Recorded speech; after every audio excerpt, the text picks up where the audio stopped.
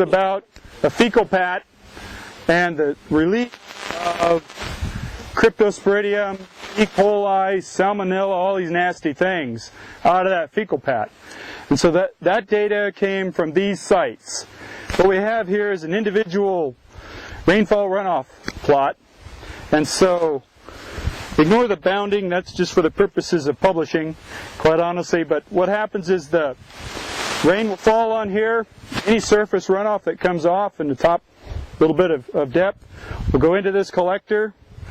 We got tops on them because we don't want to collect rainfall. We want to collect just the runoff from the plot and into a bucket. And so what we have here are 16 plots at about a 5% slope. Up there we have another block of 15% slope. And just over this hill, there's a block at about 30% slope.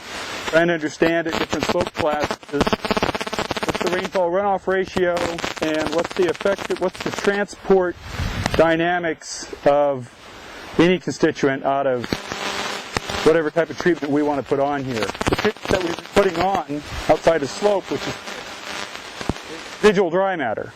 And so they came in and implemented some residual dry matter treatments for us, looks like yesterday. And so this is, make sure it's right, this is about 200 pounds per acre, about 500 pounds per acre, about 1,000 pounds per acre over there. And then this is basically not been harvested. Glenn, how long? 98? And so that's what happens, and the outside here is what happens if you don't do any harvesting, any grazing for about that period of time. And so, that's the kind of situation where you accumulate vegetation and start seeing DOC increases relative to these types of management. And so that we have residual dry matter, ground cover levels, that's what we commonly recommend as a general rule. On shallower, more gentle slopes, you probably get away with something like this. And these soils are relatively resistant to grazing, so that might work. You start getting down to this level. If you do that consistently, it's your own risk, because regardless of erosion, we know that from a lot of work, you're going to suppress forage production over time if you consistently graze like this. It's become at a cost in the long run of grazing this heavy. What we do to get a fecal treatment is there's a treatment at wherever there's a bar here. So this is basically the feces was put back 1 meter or a yard. That one there, you can see there's a bar right at the collector. And so a fecal pat made by us, well, made by the cow, manipulated by us. So it's right here. I used to do really good research until I came here. Now it's the crappy research I have to do. So you put a fecal pat here, you put a fecal pat there, or you put a fecal pat back here at 2 meters, and you've got various lengths. This treatment is basically what's retained in the pat. And so at this treatment where it's right here, we see if you put it out, you know what's in it in terms of the pathogens because you've added them. And so you've got known amounts. You put them out, you have 10, 12, 20 rainfall events. Every rainfall event, you come out and collect the bucket, take it back, estimate the flux, the total amount of E. coli that came off. Over the course of the season, you know what came off, you know what you put on, you can estimate the efficiency of this site for trapping, because it's the difference. And so here, even with a fecal pat right here, we still see over now almost 50 storms that we've been doing this over 5 years. 90 to 95% is stuck right here or in that foot to 6 inches between it and the collector. And then for each additional yard, you come back, you get another 30 to 90%, depending upon, there's a lot of plot-to-plot variation regardless of treatment, because there's a lot of variation in this landscape at a small scale. If you have a low RDM, you'll see less efficiency. At this moderate RDM, you'll see more efficiency. At the moderate to high RDM, the moderate RDM over here, you'll see kind of the maximum efficiency for trapping E. coli, Salmonella, all that stuff. And then you go to this one, and for most of the bacteria, it jumps back up because remember they can grow and replicate in the environment. The Cryptosporidium is not really that sensitive to going to this RDM, because it's can't replicate in the environment, and so it's really not affected as much by RDM as the bacteria are. And I think a lot of that is going to this one is just growth in the environment. And so, you know, we've consistently seen some pretty dramatic reductions looking at these sites. As you increase slope, you tend to reduce efficiency. You see more coming off with steeper slopes, which is not that unreasonable. And for a given plot, as much as 50% of the flux over the course of a year, of 20 storms from January till, in some cases, May, half of what comes off the plot will come off in the single biggest storm event of the year. And so what happens out here is it takes about 8 to 9 inches of rain before we start to fill up with soil, and it's got to come probably consistently every week or so. If we get a big gap like now, we dry the soil out, we kind of have to start over. But we'll get up to 8 to 9 to 10 inches, the soil profile will get a bit saturated, and then, boy, you know, plots that with a half an inch of rain wouldn't run off, we'll get a half an inch of rain and we'll fill the bucket. And just in this line right here, we have plots that'll consistently fill the bucket and plots that'll just barely put any in there at all, irregardless of treatment. So there's a lot of variation in the just inherent effectiveness. And so, you know, we feel pretty confident in making this statement about the filtration capacity of this range. And so thinking about that then, and the fact then that for an E. coli or a Cryptosporidium trapped in a fecal pat here, down in this basin below us is the Schubert watershed. And so that's the small watershed I was showing you, E. coli levels up to 10,000. I was showing you, but no real Cryptosporidium parvum. You know, it's probably those few fecal pats that are right down there in the bottom of the creek, very near the creek, during rainfall events, or as Toby was indicating with his map, those areas where you've really got connectivity because of a clay pan, where water really flows really well directly to the stream. But all that flow is back, even if it's coming from here, most of that flow, as he pointed out, is through the soil. Maybe just this deep, but there's an awful lot of filtration capacity through that soil. So I think it's really, we talk a lot about maybe fencing off that creek down there. It's really about distributing the feces up here and trying to use distribution tools and maybe fencing the whole watershed and using it at a certain time of the year if it's a critical watershed, rather than, you know, these tortuous fences that go along the creek bottom, because we only have to get it back here a bit for it to work. Now this is under conditions of kind of uniform overland flow. You know, if you've got a lot of gullying, a lot of rilling, a lot of little channel flows, then, you know, the effectiveness is going to be greatly reduced. Because once you've got that small oocyst in a small rill, even in a cow track, then, you know, its efficiency of transport is going to be great.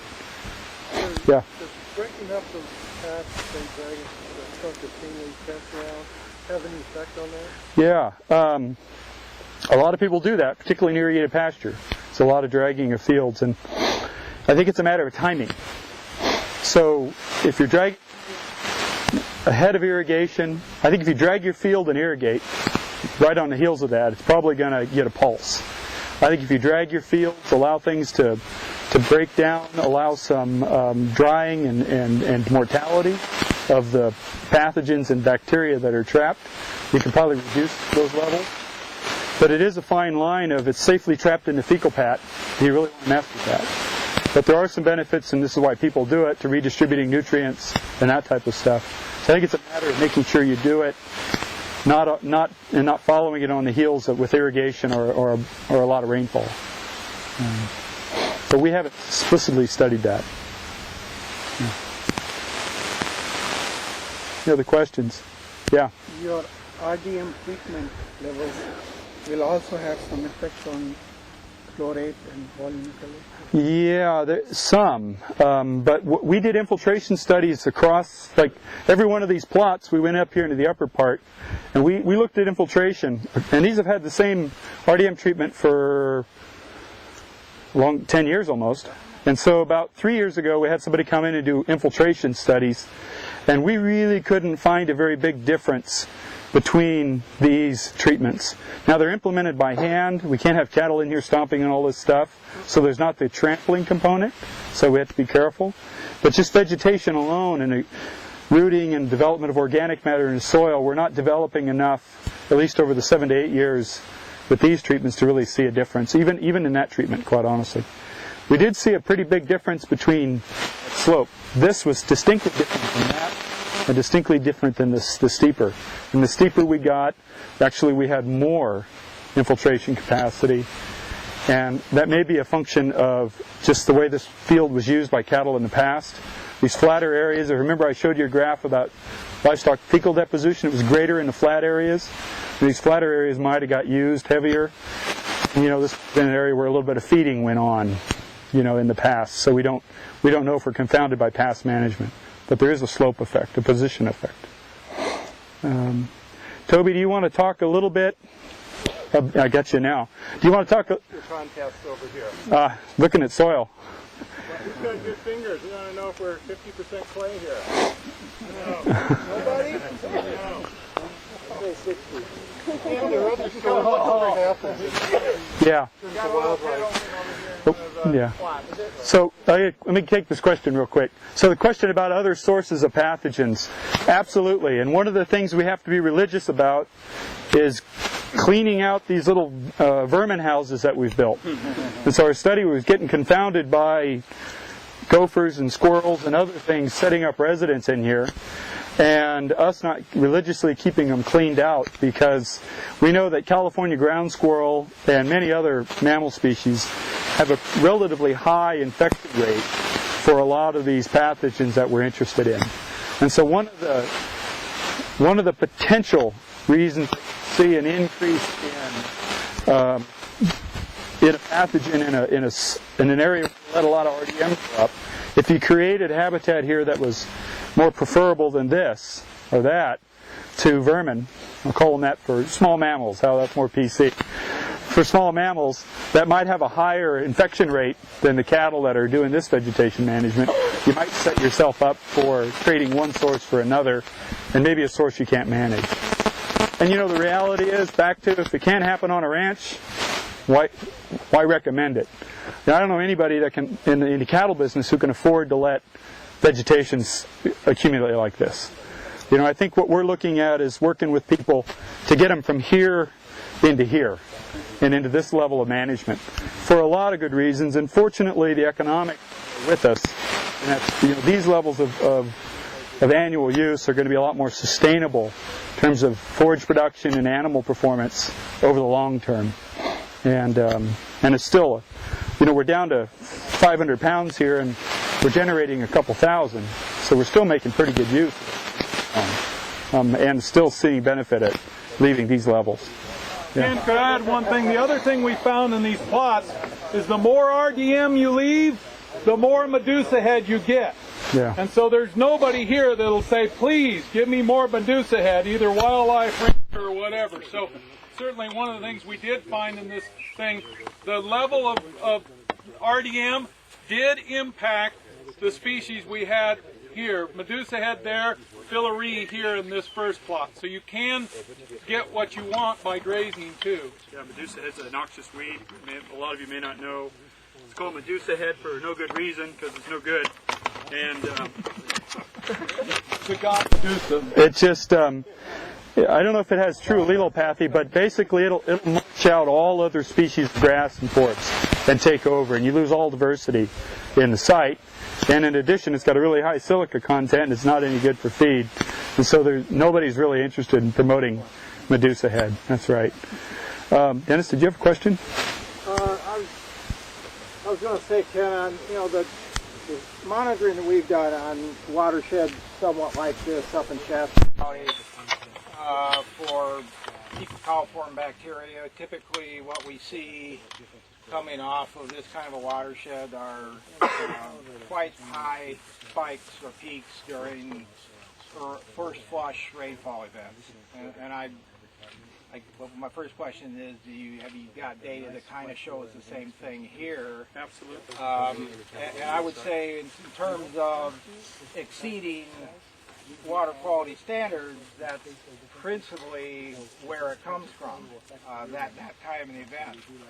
So kind of what I'm hearing here, and I've thought about, well, given that it's not controlling irrigation water, it's just a whole big area with a lot of fecal material on the hillside and no doubt natural sources on the hillside. What kind of management practices could be implemented to address that? And I didn't have any brilliant ideas, but it sounds like what you're saying is a certain level of RDM is about all you can do.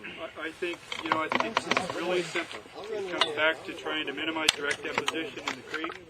It comes into generally trying to graze in a moderate way that's economically feasible, but still leaves some cover and protects the hydrologic function of the soil. And those are probably the two primary things that people can do. Particularly out here on annual rangeland, because you're absolutely right, there's not a lot of other things that you can do. And so that's part of, talking to the regulatory community and, making sure that we're setting goals for people to manage for that they can attain. Because the thing I fear in all these and every region's got this issue, making sure that we're setting attainable goals, because if we don't, it's like me recommending to a rancher they do that. They're just not going to pay any attention to me. If continually we set up goals we can't meet, we're going to wear people out. And that's something, as an extension educator, that's something I see. Getting people back to the course, back to talk about these topics. You get them once, you get them twice, and then they got other things to do.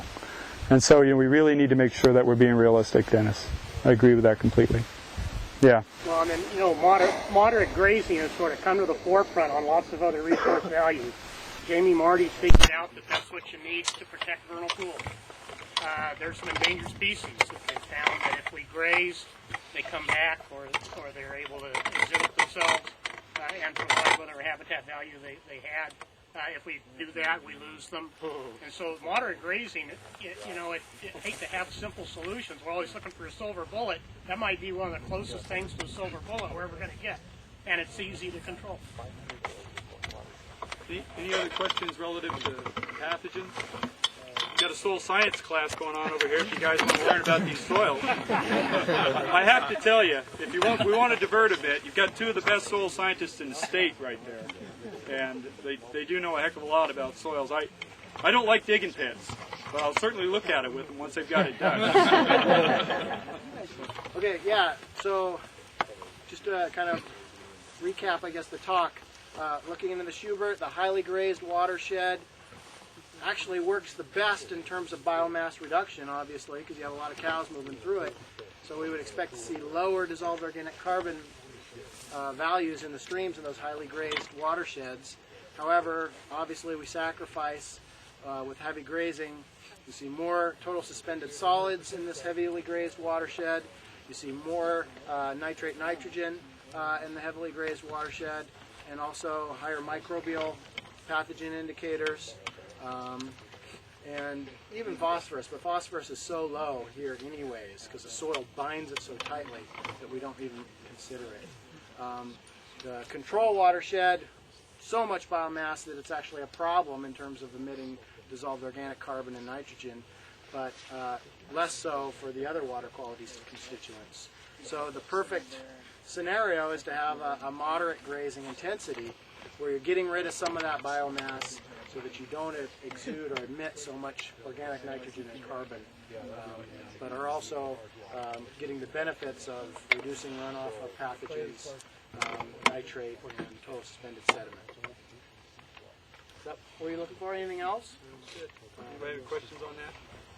There was one other thing that, in terms of across the board on these constituents that we can do, and in addition to good grazing management and trying to be careful around streams, just, everybody's got to feed hay, everybody's got to feed supplement, and those things that concentrate animals, just being smart about where we put those, is I'd say the third thing on that list of things to do. And think about how can we use, I've been doing it on the ranch this way a long time. It's a mobile feature. Could we move that and gain better distribution of grazing, relieve heavy pressure here and spread it up there so that we've got moderate throughout? Just, taking a fresh look at the management unit, whether it be a state park that's grazed or a Forest Service allotment or a private ranch, just taking a new look at it and trying, as Toby says, meet these competing goals. Water quality being one of them, wildlife, everything else being others, and then the bottom line of just the economics. That's it. You guys want to take a look at the soil pit?